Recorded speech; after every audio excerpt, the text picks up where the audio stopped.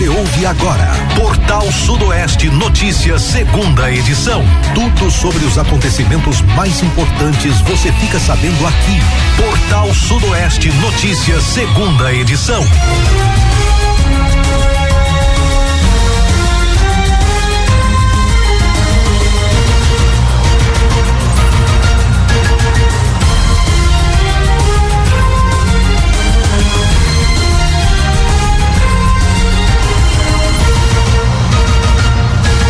Uma boa tarde para você ligado na Portal Sudoeste, segunda-feira, 6 de outubro de 2025. A partir de agora você acompanha o Portal Sudoeste Notícias, segunda edição, com as principais informações da nossa região, da Bahia, do Brasil e do mundo. Você também participa, traz sua denúncia, sua reclamação pelo nosso telefone e WhatsApp, que é o 7734441043, e acompanha ao vivo através do nosso site www.radioportalsudoeste.com.br ou pelo nosso aplicativo. Portal Sudoeste Notícias, segunda edição, na apresentação de Samuel Tadeu e Luiz Brito. Boa tarde, Luiz. Boa tarde, Samuel. Boa tarde para você. Boa tarde aí a todos os nossos ouvintes, a todos de rádio ligado aqui no Portal Sudoeste Notícias, segunda edição desta segunda-feira, feriado municipal hoje em Livramento de Nossa Senhora, né? Mas estamos por aqui com muita informação no seu rádio a partir de agora. Portal Sudoeste Notícias e a previsão do tempo. Segundo o Clima Tempo, segunda-feira de sol com nuvens durante o dia e períodos de céu nublado, a mínima de 18 com a máxima de 29, e mais uma semana aí, Luiz, sem aquela esperança de chuvas, né? Eu tava dando uma olhada aí, nos próximos 15 dias, tem já no 15º dia, contando a partir de hoje, é dia quanto? Verifica aí, tem uma possibilidade para chuva aí já no próximo daqui 15 dias, hoje dia 6, seria então dia 21, né? Dia 21 já tem uma possibilidade de chuva, 2 milímetros aqui em Livramento de Nossa Senhora, mas bem pouquinho, né? A partir do dia 21 a gente não tem ainda informação, porque o Clima Tempo só fornece aí para os próximos 15 dias, viu? Você está ouvindo Portal Sudoeste Notícias, segunda edição. Portal Sudoeste Notícias, segunda edição, só está começando, agradecendo a sua companhia, a sintonia e a audiência, lembrando que a partir de agora você participa e traz a sua denúncia no 7734441043, né? Fica à vontade e participe, dia 20, gente, melhor dizendo, né? Na segunda-feira, dia 20, tá marcando aqui possibilidade para chuva aqui em Livramento, viu? Pois é, dia 20, segundo aí o Clima Tempo, 2 milímetros somente, ok? E hoje, além do aniversário da cidade, né? Parabéns aí à nossa cidade. 104 anos, né? 104 anos, Livramento de Nossa Senhora, comemorando hoje, a galera aí realmente curtindo bastante esse aniversário, né? 104 anos de emancipação política aqui da nossa querida Livramento de Nossa Senhora, terra aí da manga e do maracujá. E hoje então, também é o dia do prefeito. Dia do prefeito? Dia do prefeito. Rapaz, o que mais comemora hoje aí? Também dia do tecnólogo, também dia estadual do Congado de Minas Gerais. Lá no estado de Minas, no caso, né?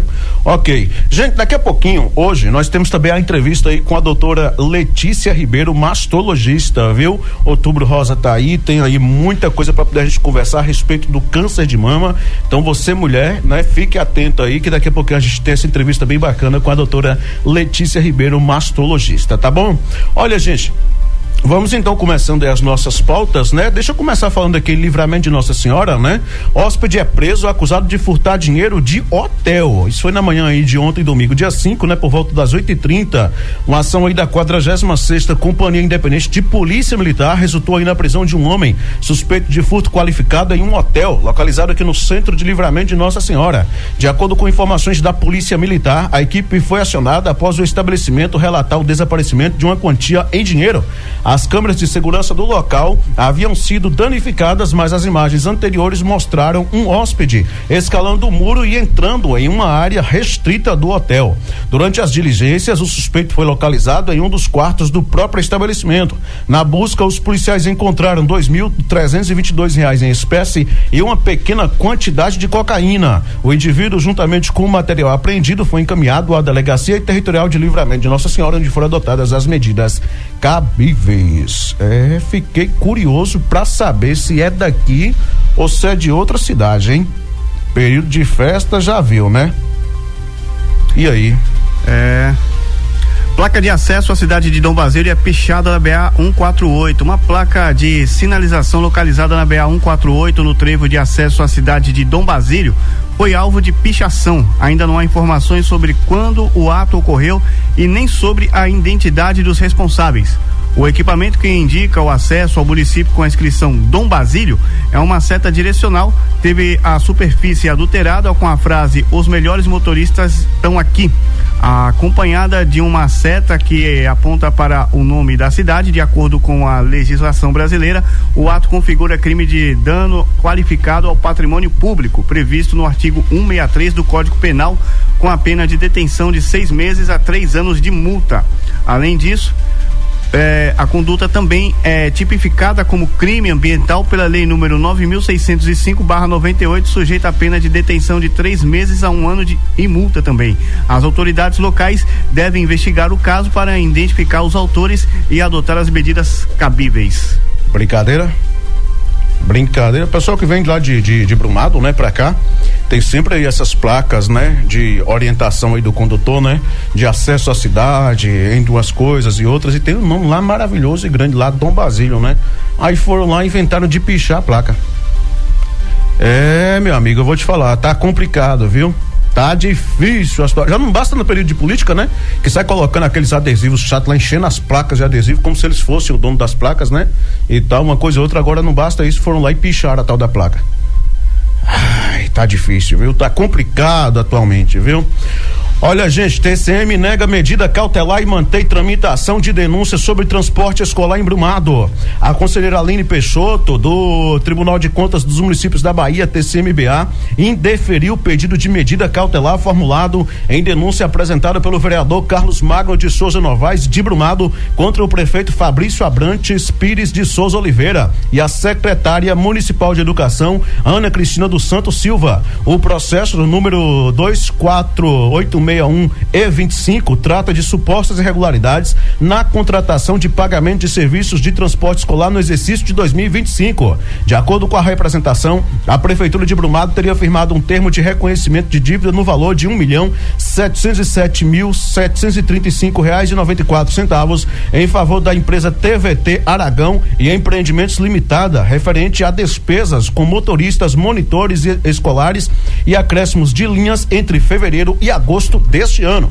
O denunciante argumentou que tais custos já haviam contemplados no contrato emergencial número 020/2025, firmado em janeiro, pelo valor de R$1.277.942,40 e que, portanto, o novo termo configuraria pagamento indevido e possível superfaturamento. O vereador também apontou que o município não teria realizado o procedimento licitatório definido para o transporte escolar, mesmo após o término da contratação emergencial.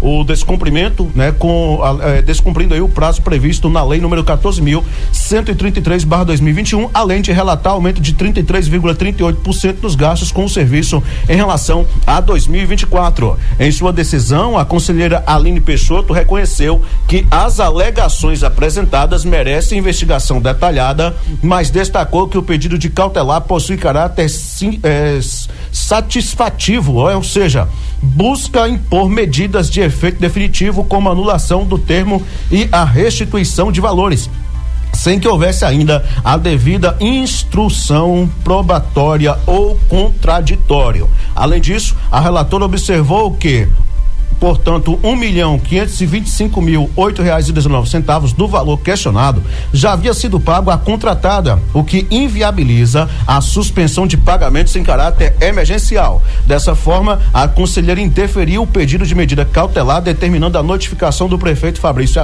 Oliveira e da secretária Ana Cristina Silva para que apresente no prazo de 20 dias os esclarecimentos e justificativas cabíveis sobre irregularidades apontadas. A decisão foi publicada na sexta-feira 3 no Diário Oficial Eletrônico do TCM-BA.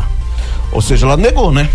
Ela negou, ficou claro aqui, né? No caso, ela negou a medida cautelar e manteve, portanto, aí mas manteve a tramitação da denúncia. Ou seja, não vamos suspender ainda o contrato e tal, porque já foi repassado uma quantia, um valor em dinheiro, mais de R$1.500.000. Porém, nós vamos dar prosseguimento com as investigações. Nós vamos dar procedimento com as investigações. Então, foi essa decisão aí do TCM-BA com relação a essa denúncia apresentada aí pelo vereador Carlos Magno, né? Carlos Magno, lá de Brumado. Rapaz, e tem a coisa, hein? Aliás, a bem dizer, no sábado o TCM-BA, a galera amanheceu tava daquele jeito. Eu gosto quando eles amanhecem assim, porque ó, toma medida cautelar aqui e pede explicação pra um e pede explicação pra outro, e o pau quebrou com força, né? Em Livramento eles revogaram aí uma decisão que tinha suspendido aqui um pregão, falou, olha, pode retomar, tá tudo certo. Lá em Morro do Chapéu eles pediram esclarecimento porque tem denúncia de um servidor trabalhando sem habilitação. Denúncia de um servidor trabalhando sem habilitação. Então no sábado eles amanheceram supimpa, viu? Falei, eita, nós, eu gosto quando eles amanhecem assim. Eu gosto, viu? Olha, gente, mulher morre e 4 pessoas ficam feridas em acidente na BA-148 em Dom Basílio. Notícia triste, né? Infelizmente. Um grave acidente ocorrido na madrugada deste domingo 5 deixou uma mulher morta e outras 4 pessoas feridas na BA-148 em Dom Basílio. A colisão ocorreu por volta das 5h30 no trecho que liga a sede do município à comunidade de Fazendinha. De acordo com informações apuradas, a condutora de um Fiat Uno perdeu o controle da direção, saiu da pista, invadiu a contramão e só parou após atingir a vegetação às margens da rodovia após o veículo capotar. No impacto, uma das ocupantes, identificada como Maria Suélia Pessoa de Souza, 37 anos, morreu ainda no local. O corpo foi encaminhado ao Instituto Médico Legal IML de Brumado. As outras 4 vítimas foram socorridas por equipes do Serviço de Atendimento Móvel de Urgência SAMU e foram levadas em estado grave para o Hospital Municipal Professor Magalhães Neto em Brumado. Elas foram identificadas como Bismarck Corrêa Prudente, 36 anos, Larissa de Fátima Santos do Avaz, 19, Tiago de Jesus Santos, de 20, e o motorista, né? E a motorista e a Mailane Cibele Pessoa de Souza, de 19 anos. Todos os ocupantes do veículo são moradores de Brumado. O grupo seguia no sentido do Livramento de Nossa Senhora a Brumado quando ocorreu o acidente. As causas, né, do acidente ainda serão investigadas pelas autoridades competentes. Infelizmente, ontem pela manhã, a gente foi pego de surpresa com essa tragédia, né? Com essa notícia triste. Logo nas primeiras horas da manhã, com esse acidente aí na BA-148, né? E informações ainda não oficiais, mas que tudo indica que realmente procede, dariam conta de que essas vítimas elas estavam voltando aqui da festa de Livramento de Nossa Senhora. Na madrugada de domingo, portanto aí já ontem na madrugada, né? Amanhecendo quase o dia. E infelizmente esse acidente onde acabou aí deixando essas 4 pessoas gravemente feridas e ainda essa senhora e essa mulher morta, né? Acabou perdendo a vida nesse grave acidente. Muito triste também, né? Lamentável.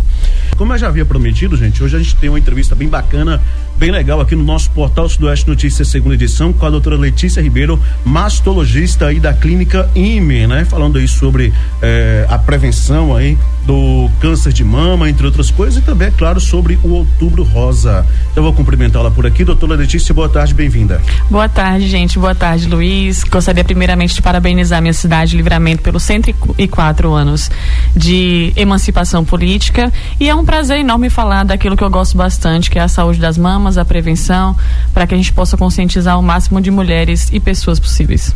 Doutora, a gente, sempre que você aparece aqui para poder a gente comentar sobre esse assunto e sobre principalmente esse tema que é da sua área, a gente tem um bate-papo muito esclarecedor, enriquecedor, onde as pessoas, inclusive a maioria das mulheres até participam aqui, tiram dúvidas, entre outras coisas. Eu acho muito bacana, muito legal. E eu gostaria de já começar perguntando o seguinte: essa questão aí do Outubro Rosa, qual a importância hoje do Outubro Rosa e o que essa campanha representa para a saúde da mulher?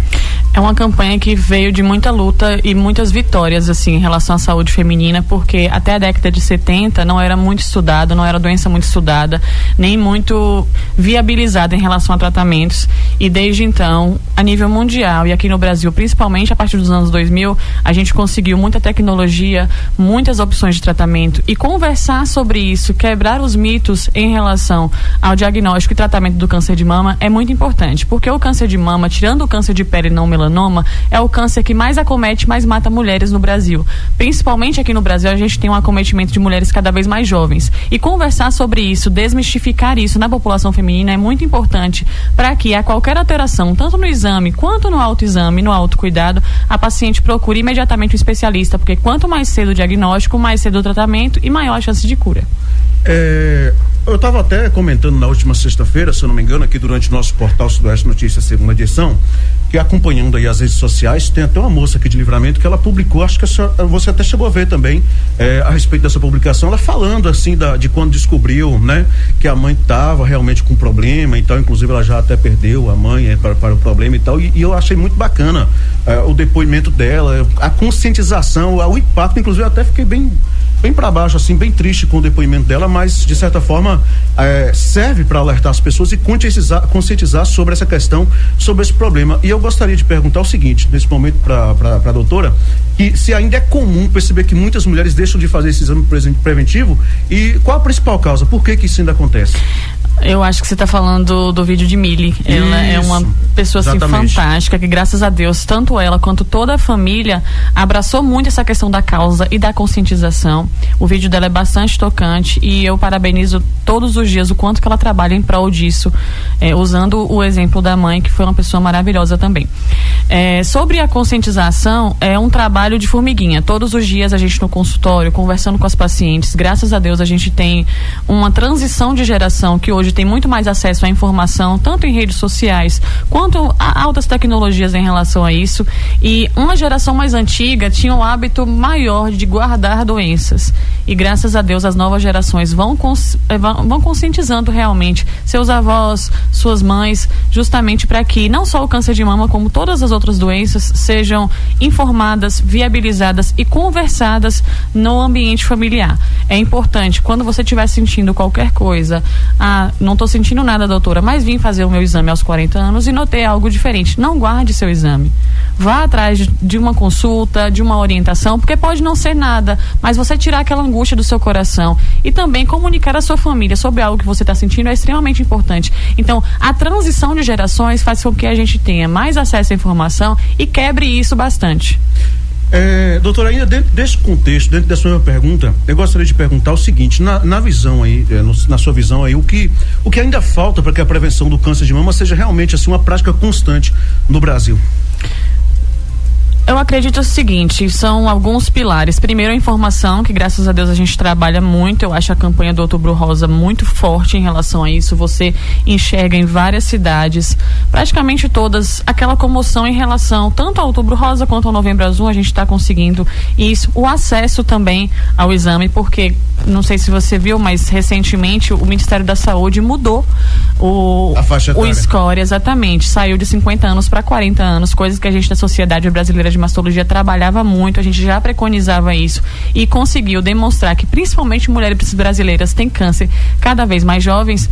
Então, trazer a paciente para o exame, ou seja, quebrar essa mentalidade. Eu tenho várias pacientes, principalmente no SUS, que falam, doutora, eu não estou sentindo nada, mas a carreta, o caminhão passou na minha cidade, fiz o exame e deu alteração. Então, promover isso, muitas vezes o município da pessoa não dispõe daquele exame, mas você promover essa carreta com o mamógrafo móvel para a paciente realizar o exame é muito interessante. Doutor, ainda dentro desse contexto, dentro desse mesmo assunto, hoje, claro, você citou aí a questão dessa carreta itinerante que faz esse trabalho brilhante, na minha opinião, que deveria acontecer também em outras áreas, não só na questão aí das mamografias. Mas eu gostaria também de perguntar o seguinte, a questão hoje, como que está o preparo do SUS para poder diagnosticar, desde o primeiro diagnóstico até também o tratamento futuro, caso dê alguma alteração ou algo mais sério no caso aí? Eu admiro muito essa linearidade de cuidado que o SUS possui, porque assim, quando a paciente ela faz a mamografia e vem qualquer alteração, a mamografia ela não é liberada para a paciente, ela é reconvocada para ou realizar uma mamografia mais a gente chama de mamografia compressiva, que ela é mais localizada para ver se aquele achado ele realmente é significativo, ou então ela faz uma ultrassonografia também na carreta nessa segunda fase, e nessa ultrassonografia, se o achado for verdadeiro, na carreta mesmo ela já faz a biópsia. Eu recebo várias pacientes na Policlínica de Guanambi que eu trabalho, que já vem com tudo prontinho, tudo amarrado. Doutor, eu fiz a mamografia, me reconvocaram, eu fiz a ultrassom, fiz a biópsia, tá aqui tudo prontinho. E a partir de então a gente faz esse link com os possíveis tratamentos, veja se é algo realmente significativo ou não, algo que a gente pode acompanhar ou encaminhar para um tratamento oncológico verdadeiro. Mas é interessante porque o SUS ele faz a mamografia, mas ele não deixa a paciente solta.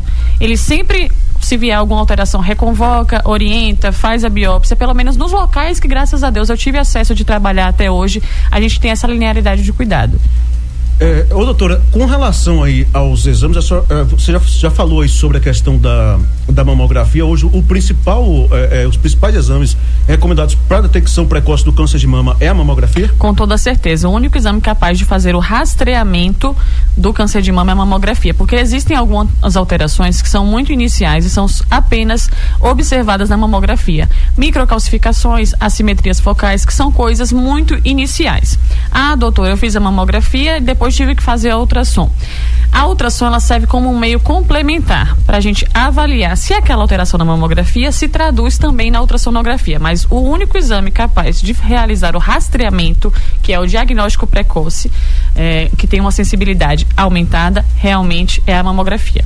Ok, gente, caso vocês tenham alguma pergunta, alguma dúvida e tal, pode mandar aqui, viu, no nosso WhatsApp 77-3444-1043. É um prazer atendê-los aqui dentro do nosso portal Sudoeste Notícias, segunda edição.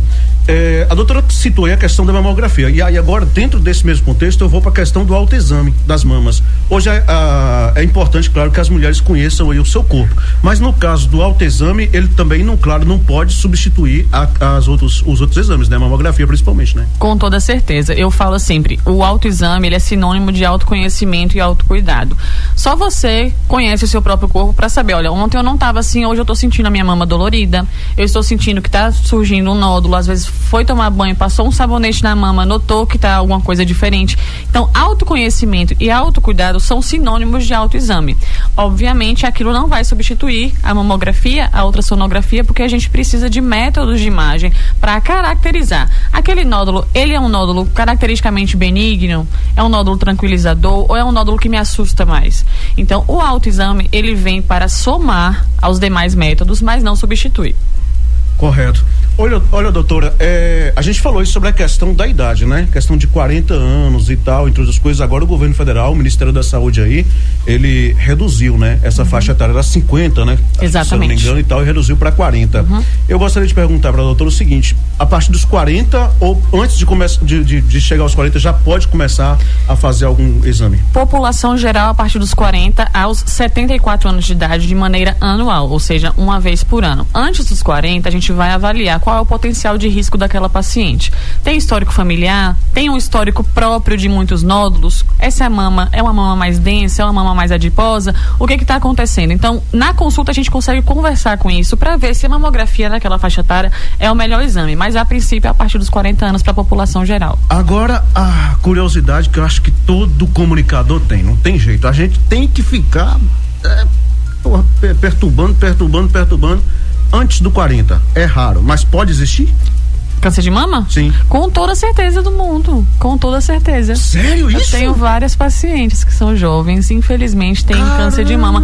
E existe um estudo que chama Amazon, que é muito interessante, que analisa o perfil de pacientes brasileiras em relação ao câncer de mama. Abaixo de 40 anos, infelizmente, a gente tem uma tendência genética no Brasil a desenvolver, principalmente sul e sudeste, câncer de mama abaixo dos 40 anos. Então, por isso, inclusive, que a sociedade foi pressionando o Ministério da Saúde a reduzir cada vez mais essa idade para mamografia, justamente porque o perfil da brasileira é um perfil muito atípico, é um perfil diferente da americana. A americana, ela tem câncer de mama mais velha, a brasileira tem, infelizmente, cada vez mais jovem. O que a senhora entende? Por que favorece isso? Genética. Genética. Né? Eu tô hoje aqui com a presença ilustre do nosso querido seu João Bonfim, né? Tá aqui com a gente hoje. Seu João, fique à vontade, cumprimento o pessoal aí.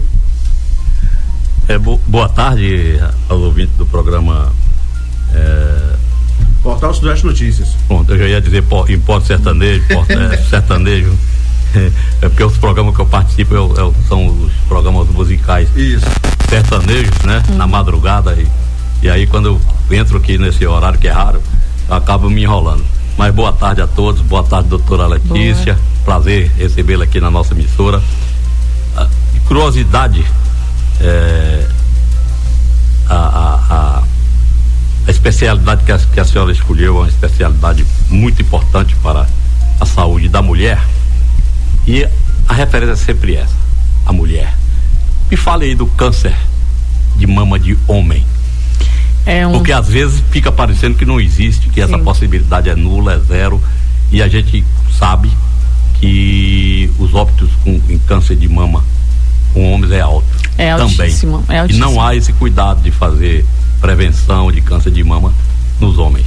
É interessantíssimo você falar sobre isso, porque é raro, abaixo de 2%, no entanto acontece. E homem, por natureza, ele é um pouco mais relapso em relação à saúde do que as mulheres em si. A mulher, ela tem um cuidado maior em relação a exames, a assiduidade em consultas, e o câncer de mama, inclusive eu tenho pacientes do sexo masculino que desenvolveram câncer de mama e estão em tratamento. Muitas vezes é aquele paciente que teve algum trauma. Estava trabalhando, tive uma pancada na mama, algo do tipo, surgiu um caroço, ele acha que simplesmente é um caroço por trauma e não procura ajuda. Como a mama do homem, ela é muito menor e intrinsecamente mais próxima em relação à costela, à axila, o homem ele já vai procurar ajuda quando está num estágio muito avançado. Normalmente o paciente ele está com doença localmente avançada porque a axila já está acometida, enfim, e é um tratamento um pouco mais difícil justamente porque quando sai a secreção ou quando tem um estágio inicial, ele sempre acha que é alguma outra coisa, mas que não é o câncer de mama. Ele negligencia bastante, normalmente é a esposa, a filha, a irmã que trazem. E isso é interessante você salientar, porque todas as pacientes que possuem parentes de primeiro grau do sexo masculino com câncer de mama, elas têm indicação de rastreamento genético. O que é rastreamento genético? Tem 2 genes principais que se chamam BRCA1 e BRCA2, que aumentam até 80% a 85% a chance da paciente desenvolver câncer de mama. Isso aconteceu com a Angelina Jolie, a mãe dela faleceu muito jovem, ela teve tias e irmãs que desenvolveram alguns outros tipos de câncer. Ela fez o rastreamento genético, veio a mutação e ela fez a cirurgia profilática, a cirurgia preventiva, que foi a retirada das mamas com implante de silicone, retirada de ovários a posteriori. Então, assim, todas as pacientes que possuem parentes de primeiro grau, sexo masculino, elas têm que procurar mastologista e oncogeneticista para a gente solicitar os testes de mutação genética, porque a chance de desenvolver é muito alta. Eu achei muito importante, muito interessante aqui, muito conhecedor também da parte do seu João Bonfim trazer essa questão aí do câncer de mama também em homens, que pode ocorrer, né, doutora? Agora eu gostaria, já que a gente entrou nesse aspecto e nesse assunto, eu gostaria de perguntar para a senhora o seguinte. Que pode ocorrer, não, né? Bom. Ocorre, né? Ocorre. Okay. Só não com a mesma frequência, né? Não, menos de 2%. Menos de 2% dos casos. Mas 98% é mulher. Mas tem, exatamente. Mas aí, doutora, eu gostaria já também de perguntar o seguinte, com relação aos sintomas, são os mesmos das mulheres? Sim, basicamente o quê? Percepção de nodulação, o aspecto da pele muda, fica uma pele um pouco mais grossa, aquele aspecto de casca de laranja que a gente sempre mostra para as pacientes, saída de secreção, no estágio mais avançado, dor.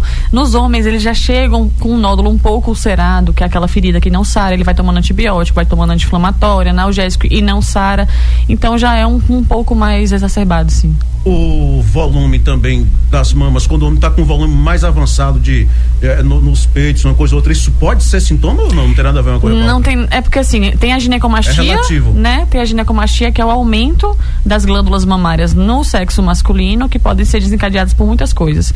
Insuficiência cardíaca, pacientes idosos que tomam muitas medicações, às vezes a glândula mamária estimula, faz um estímulo hormonal que faz com que aquela glândula se desenvolva. Isso é totalmente benigno, é aquele paciente que tem a mama um pouco mais avantajada, mais protusa. Isso não é fator de risco para desenvolver câncer de mama. Tem homens que têm mamas mais avantajadas, assim como tem mulheres que têm mamas mais avantajadas. Então, isso é uma característica e a gente vai investigar se isso é patológico, ou seja, desencadeado por alterações hormonais, uso de medicação, muitas vezes uso de anabolizante pode desencadear também, mas isso ser fator de risco para desenvolver o câncer de mama, não. Que bacana, viu? Rapaz, meu amigo, uma entrevista dessa, eu vou te falar um negócio excepcional. Gosto sempre de receber aqui a segunda vez, né, doutora? Segunda vez que a gente recebe aqui a doutora Letícia para fazer realmente essa entrevista muito bacana, muito esclarecedora, que a gente sempre tem a honra aqui, muito bacana mesmo, viu? Sempre a gente fica muito feliz. Eu tava perguntando pra doutora aqui em off, fora do ar, como que chama as recepcionistas da clínica IME, né? Porque sempre que eu chego lá é uma simpatia, um amor, realmente ela atende a gente com tanta tranquilidade, tão boa vontade, a gente acaba esquecendo o nome, mas é a Lane e a outra é? Adrísia. Meninas, abraço aí, deve estar curtindo o feriado. Tá curtindo o feriado aí, né? Bom demais.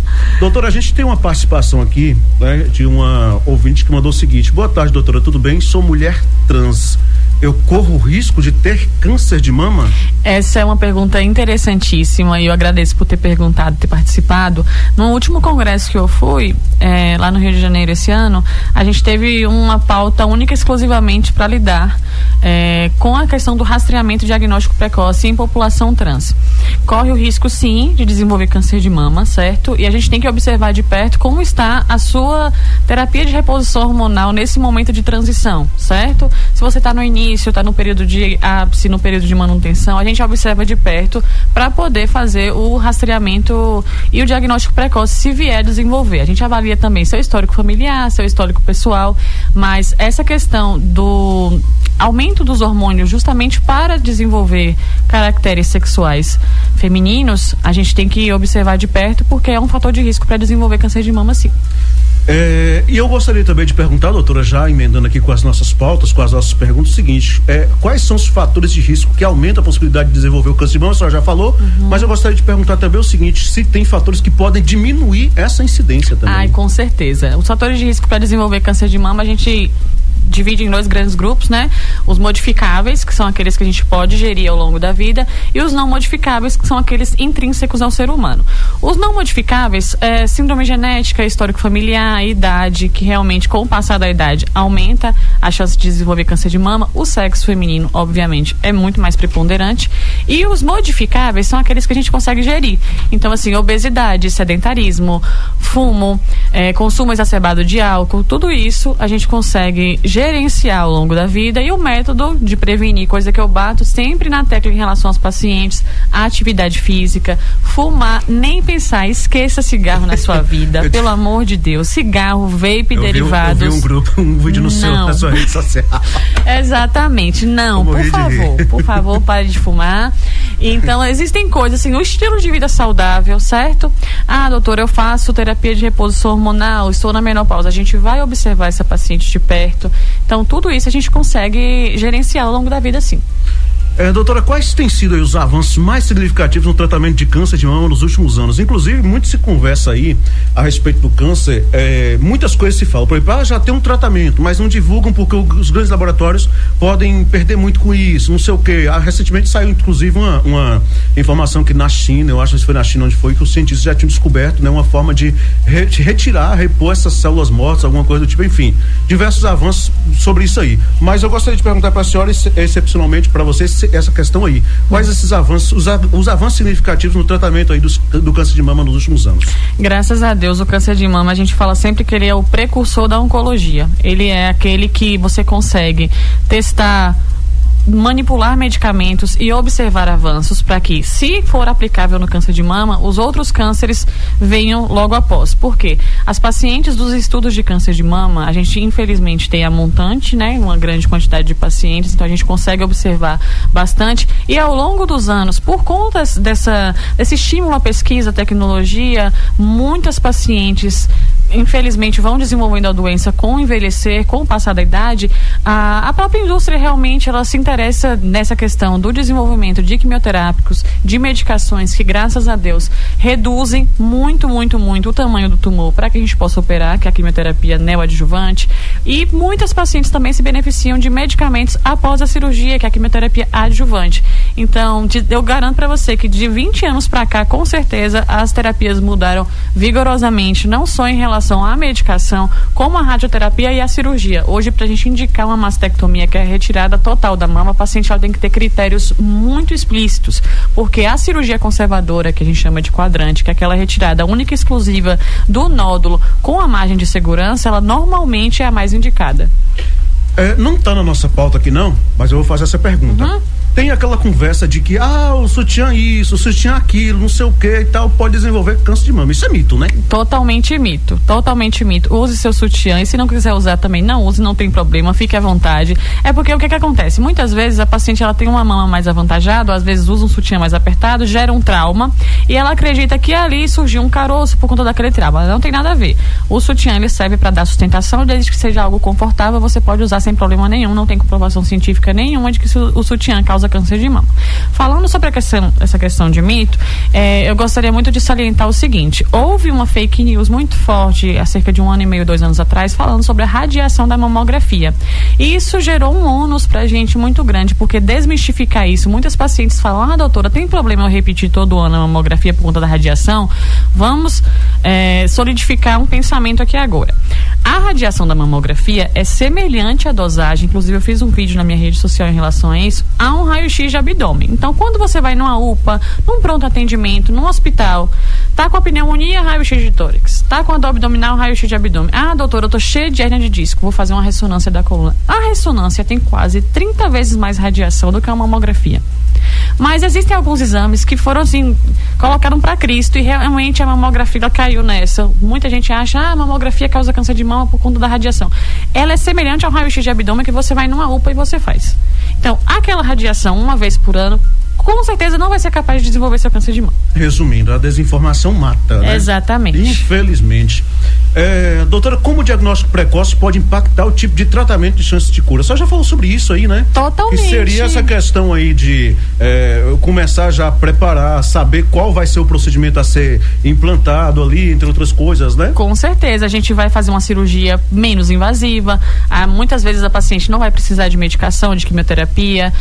A radioterapia pode ser menor ou não precisar, às vezes não precisa de medicamento ao longo da vida. Então, quanto menor o seu câncer, com certeza vai ser mais suave o seu tratamento.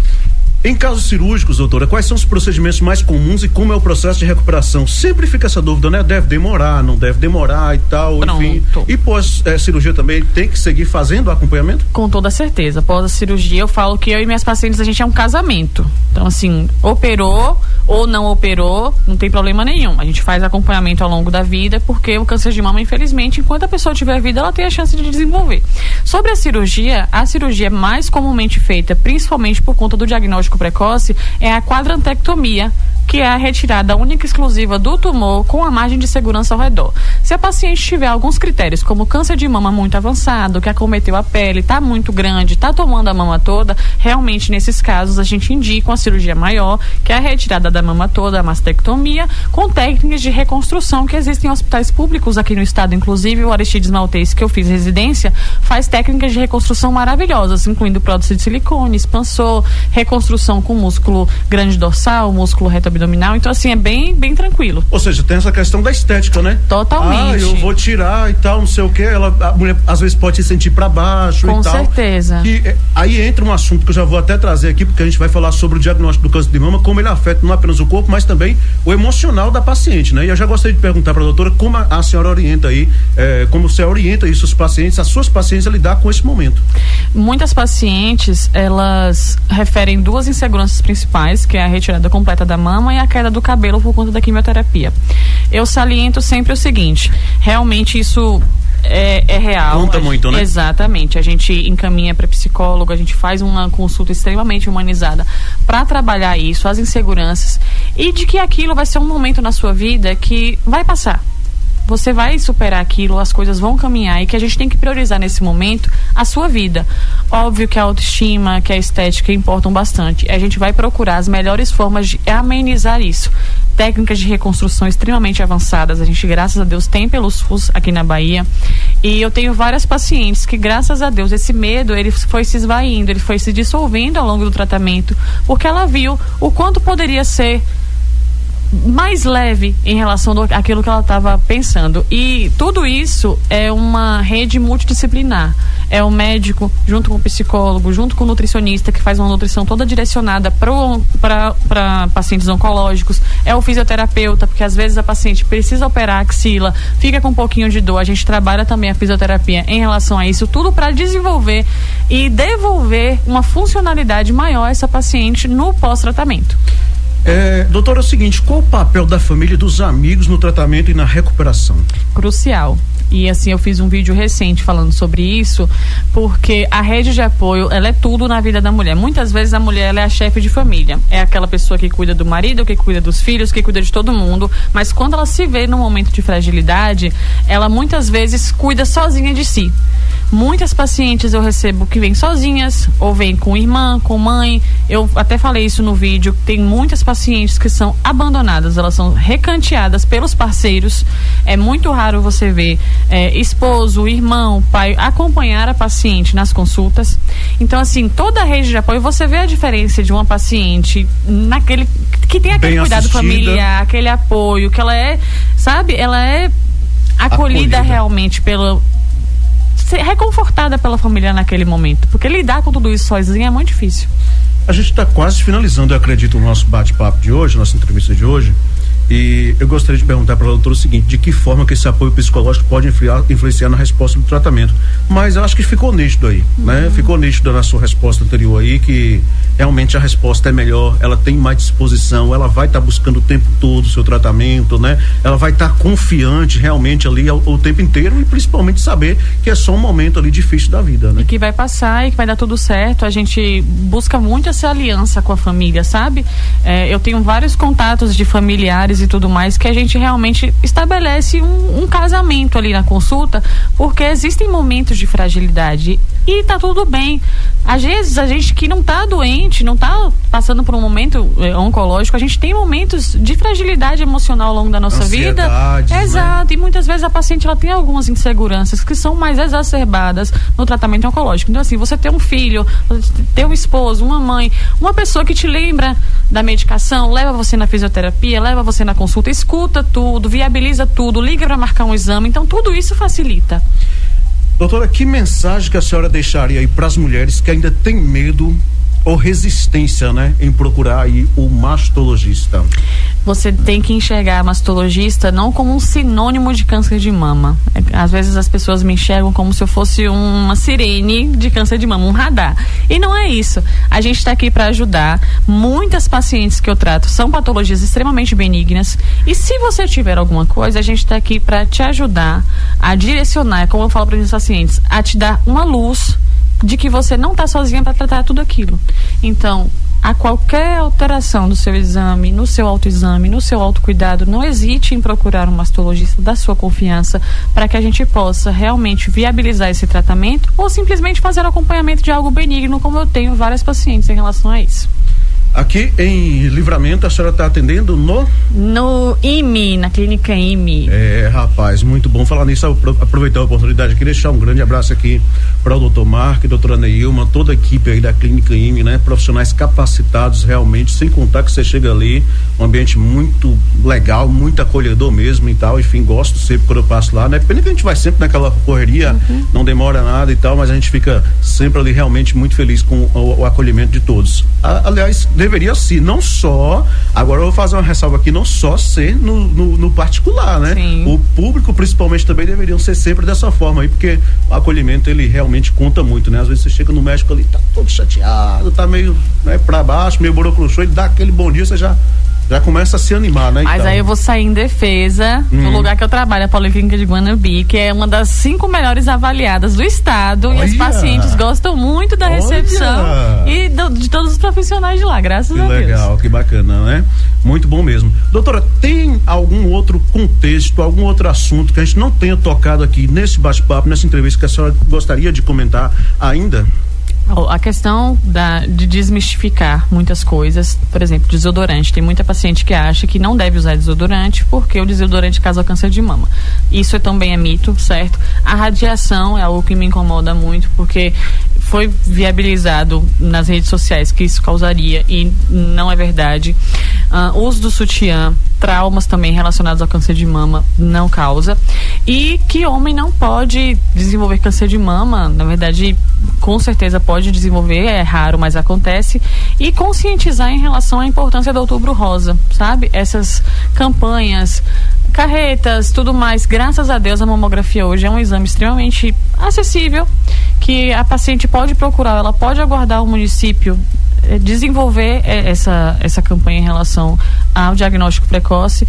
Então, procure sempre o especialista quando você fizer 40 anos para fazer os exames regularmente, ou então quando você sentir qualquer alteração, secreção, doutora, estou sentindo muita dor na mama, tem alguma coisa estranha, um nódulo, qualquer coisa, procure o especialista, porque quanto antes a gente diagnosticar, melhor vai ser o seu tratamento. Um detalhezinho aqui antes da gente encerrar, a questão da cirurgia das mamas, ela não é só em questão do câncer, né? Mas também questão da estética, né? Com certeza. Existem várias técnicas que a gente pode desenvolver em relação a isso.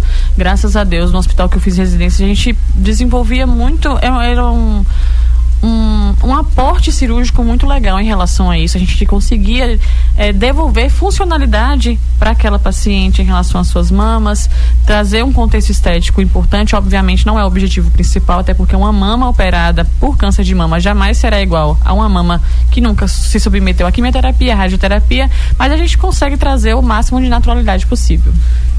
Doutora, agora 1h04, 1h04, a gente vai encerrando, né, a nossa entrevista, o nosso bate-papo de hoje, mas eu quero agradecer, né, por ter comparecido até os nossos estúdios para fazer essa entrevista bem bacana, bem legal, bem esclarecedora, né, e também agradecer em nome de toda a direção da Rádio Portal Sudoeste, né, pela sua disponibilidade. Também quero aproveitar a direção, também agradecer sempre aqui, né, o espaço que cede, deixa a gente à vontade para convidar, enfim, as pessoas, né, os profissionais para virem aqui fazer uma entrevista, e eu espero que surja outros momentos. Acho que a doutora veio aqui, se não me engano, no mês de fevereiro, março, né? Exatamente, foi logo quando começou, quando eu vim pra cá, exatamente. Exatamente. Mas fique à vontade aí para deixar o seu último recadinho aí para os nossos ouvintes, para suas pacientes, e em outro momento a gente vai estar novamente fazendo um bate-papo legal. Com certeza, é sempre um prazer falar sobre saúde, graças a Deus. Eu falo sempre que trabalhar com saúde ressignificou a minha vida em vários aspectos. Quero agradecer o espaço e parabenizar novamente o Livramento pelos 104 anos. Hoje é uma data bastante especial para nós. Não. Não. E conscientizar as pessoas sobre o Outubro Rosa, gente. Enxerguem mastologistas não com medo, enxerguem como algo que pode realmente te ajudar a desmistificar. Tem muitas pacientes que chegam cheias de medos e a gente consegue sanar tudo aquilo durante a consulta. Elas saem muito mais tranquilas, muito mais leves. E é isso, agradecer demais. A gente que agradece. Uma excelente tarde para a doutora e uma ótima semana, viu? Obrigada. Gente, então tá aí, né? Muito interessante aí, uma entrevista muito esclarecedora. Vocês mulheres, né? Procure a clínica IME, procure a doutora Letícia ou procure o mastologista da sua confiança. O importante é você fazer o tratamento, fazer o diagnóstico precoce e parar realmente aí de medo, de cisma, tá bom? Dando continuidade por aqui, mais informações para você. Motorista perde controle de caminhão e invade loja em Brumado. Uma caminhonete Ford Ranger invadiu a fachada de uma loja de informática no bairro Santa Teresa, em Brumado, no sudoeste da Bahia, na tarde de sábado 4. Segundo a Polícia Militar, o veículo era conduzido por um homem de 39 anos, morador da comunidade de Lagoa do Arroz, na zona rural do município. O motorista teria perdido o controle da direção após uma possível falha mecânica ainda não confirmada. A caminhonete só parou depois de atingir um pilar interno do estabelecimento. No momento do acidente, a loja estava fechada, o que evitou feridos. O 24º Batalhão de Polícia Militar foi acionado e registrou a ocorrência. O acidente deixou apenas danos materiais. Que susto, hein? Susto muito grande aí, viu? Isso lá em Brumado no último sábado, fim de semana aí, viu? Bahia descarta casos suspeitos de intoxicação por metanol após análises laboratoriais. A Secretaria de Saúde do Estado da Bahia, CESAB, descartou neste domingo, dia 5, os 2 casos suspeitos de intoxicação por metanol que estavam sob investigação no Estado. A decisão foi confirmada durante reunião presidida pela Secretaria de Saúde, ou melhor, a secretária de saúde, né, a Roberta Santana, na sede da CESAB, no Centro Administrativo da Bahia, em Salvador. De acordo à secretaria, os resultados laboratoriais e as investigações conjuntas apontaram que não há indícios de contaminação por metanol. O primeiro caso registrado em Feira de Santana e que envolvia um óbito teve resultado negativo para a substância após o laudo pericial emitido pelo Departamento de Polícia Técnica, o DPT. O segundo caso em Salvador envolveu uma mulher de 23 anos atendida em uma unidade de pronto atendimento, a UPA. A suspeita foi descartada após exames clínicos e laboratoriais confirmarem a ausência de acidose e procedência regular da bebida consumida, além da melhora significativa do quadro clínico da paciente. A secretária Roberta Santana destacou, né, que o governo estadual agiu de forma imediata para identificar possíveis casos compatíveis com a intoxicação. Segundo ela, a criação de uma sala de situação a pedido do governador Jerônimo Rodrigues tem garantido a integração das ações entre as áreas de saúde, segurança pública e o Ministério da Agricultura. Estamos atuando de forma articulada em 3 eixos principais: o monitoramento e investigação dos casos, o manejo clínico dos pacientes e a fiscalização efetiva da vigilância em parceria com a Polícia Civil e com segurança pública do nosso estado, afirmou Santana. Então tá aí, estão descartados, né? Secretaria de Saúde da Bahia, a CESAB, descartou. Ok, gente? TCM-BA pede esclarecimentos à prefeita de Morro do Chapéu sobre servidor com CNH vencida. O Tribunal de Contas dos Municípios da Bahia, TCM-BA, por decisão monocrática do conselheiro Nelson Pellegrino, determinou a notificação da prefeita de Morro do Chapéu, Juliana Pereira Araújo Leal, para que apresente esclarecimentos no prazo de 5 dias acerca de denúncia que aponta a manutenção de servidor com carteira nacional de habilitação vencida na condução de veículos oficiais do município. A denúncia foi apresentada por Antônio Carlos Amorim Guimarães, que afirma que o servidor Geliel José dos Reis Rocha estaria conduzindo veículos oficiais mesmo após o vencimento de sua habilitação ocorrida em 11 de novembro de 2024. O denunciante anexou à representação capturas de tela e documentos relacionados à remuneração e processos de pagamento do servidor, além de relatar que ele teria sido atendido em uma unidade de saúde em janeiro de 2025, submetido a exames e atendimento de urgência, o que, segundo ele, exigia uma avaliação médica sobre sua aptidão para a função. Na decisão, o conselheiro Nelson Pellegrino ressaltou que a CNH válida é requisito indispensável para o exercício da atividade de motorista, conforme artigo 161 do Código de Trânsito Brasileiro, né? Lei número 9.503/1997, que considera infração dirigir com a habilitação vencida há mais de 30 dias. Contudo, o relator observou que a denúncia se baseia apenas em uma captura de tela de sistema não identificado, com comprovação formal da informação, o que impede o TCM de presumir a veracidade do dado apresentado. Diante disso, o conselheiro decidiu ouvir previamente a gestora municipal antes de deliberar sobre o pedido de medida cautelar que solicita o afastamento imediato do servidor de qualquer função que envolva condução de veículos oficiais até regularização de sua habilitação e apresentação de laudo médico ocupacional. A decisão foi assinada em 3 de outubro de 2025 em Salvador e publicada no Diário Oficial Eletrônico do TCM-BA no sábado, dia 4. Então tá aí, né? Denunciou e tal, o TCM falou, olha, só tem aí uma captura de tela, mas a gente quer ouvir a prefeita sobre o assunto e pediu esclarecimento. Vamos ver o que vai aí realmente mandar pro TCM-BA a prefeita de Ituaçu. É Ituaçu? Não, é Morro do Chapéu, né? Então tá aí, toda essa situação aí, tá bom? Agora vamos falar do que aconteceu na última sexta-feira, dia 3, em Itanhaçu, né? Aquela operação chamada de Árpia, né? Durante a operação Árpia, a 24ª BPM recupera veículo roubado em Itanhaçu.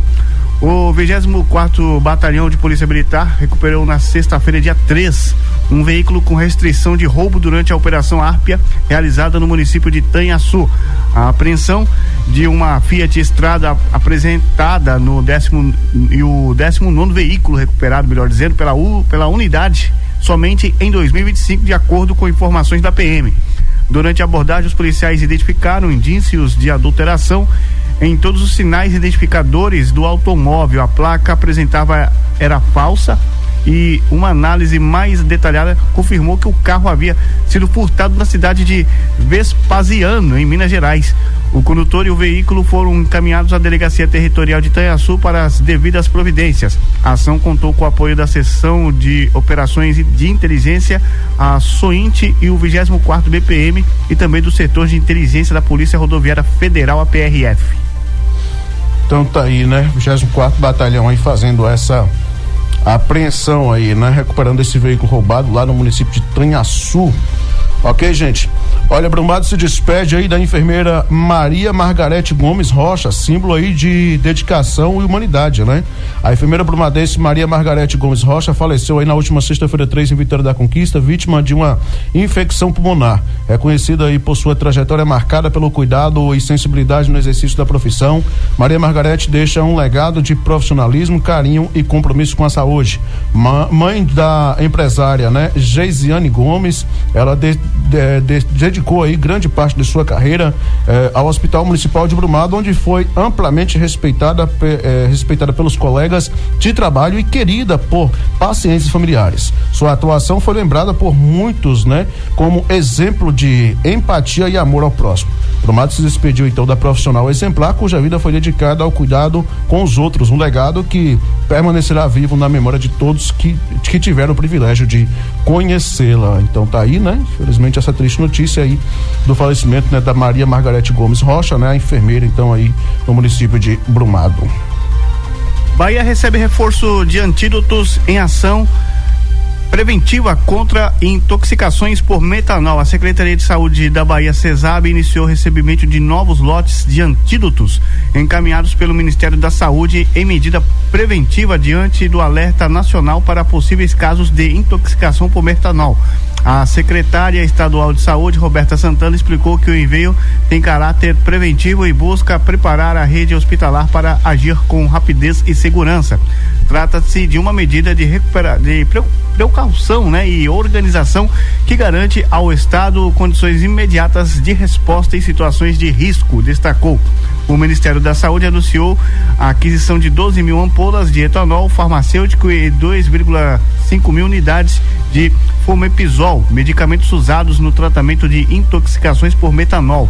Esses insumos se somam às 4,3 mil ampolas já disponibilizadas pelos hospitais universitários federais em parceria com a empresa brasileira de serviços hospitalares, a EBSERG. Segundo o ministro da Saúde, Alexandre Padilha, o objetivo é assegurar que o tratamento seja acessível em todos os estados, mesmo antes da confirmação laboratorial dos casos suspeitos. A distribuição dos antídotos começou neste sábado, contemplando, além da Bahia, os estados de Pernambuco, Paraná, Mato Grosso e também do Distrito Federal. Tá aí, né? Tá aí então. A Bahia recebendo aí esse reforço de antídotos, né, em ação preventiva contra intoxicações por metanol. Ok, gente? Tem participações aí, Samuel? Chegou para nós aqui uma participação aqui de um ouvinte aqui de Livramento, ele falando sobre a falta de planejamento com a segurança pública, principalmente nos momentos de festas, pois na madrugada de domingo até o decorrer do dia foi registrado diversos furtos e roubos de motos e celulares na cidade, e até segundo ele, a minha tia foi assaltada quando chegava da caminhada aqui no bairro Taquari, próximo ao Colégio Dom Pedro, pedindo mais uma vez a implantação da Guarda Municipal em Livramento para que não fique esperando só pela ação da Polícia Militar. Né? Guarda? A Guarda Municipal. Guarda Civil Municipal? O pessoal tá preocupado com Guarda Civil Municipal, moço. Tô preocupado com festa. Fazer festa, o negócio é banda, meu amigo. É banda. Não vê o São João? Quanto tempo de festa teve no São João? Acho que foi o quê? Um mês? Mais de mês, né? Não, minto, mais de mês não. Foi quase 2 meses. Porque começa em maio, começa em maio, no Dia das Mães lá no Passa Quatro, e o pau quebra mês de maio todinho, e o mês de junho todinho, e vai terminar no início de julho. Tem vezes que vai para dia 2 de julho, dia 1º e por aí vai. Não é assim? É quase 2 meses de festa. O negócio é festa. E não tá ruim não, viu? Tá bom demais. Tendo festa, precisa ter medicação no posto de saúde, não tem que ter Guarda Civil Municipal, tem que ter nada, né? Mas o povo quer assim, né? Tá bom demais. Vamos lá. Olha, nós temos aqui o seguinte: TRE da Bahia alerta para a regularização do título eleitoral a 1 ano das eleições de 2026. Essa matéria foi divulgada no sábado, dia 4, por isso que era 1 ano, viu, gente? Porque agora não é nem 1 ano mais, viu?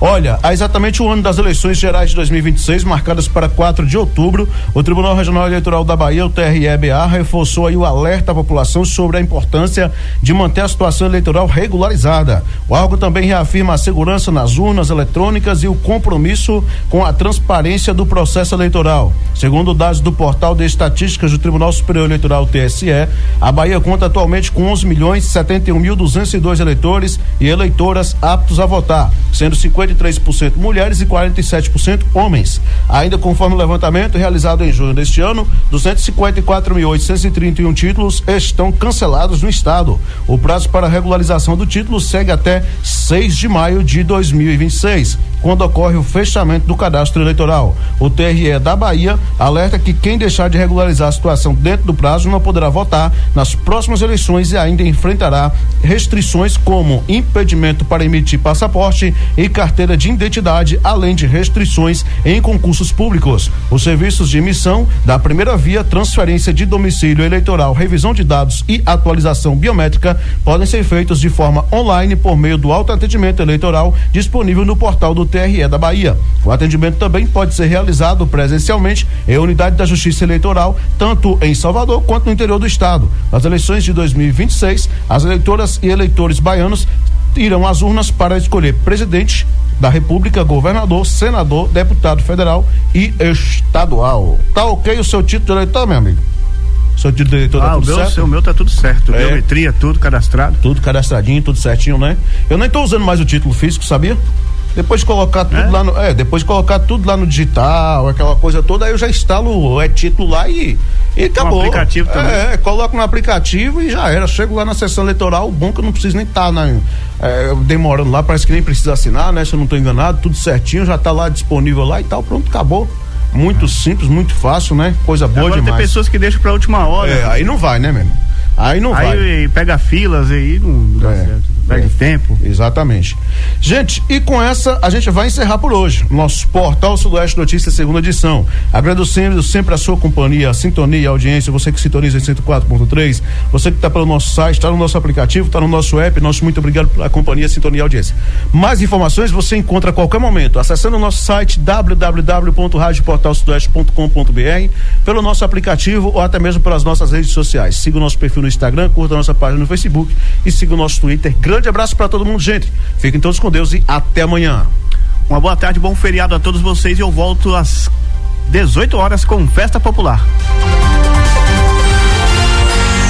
Você ouviu Portal Sudoeste Notícias, segunda edição.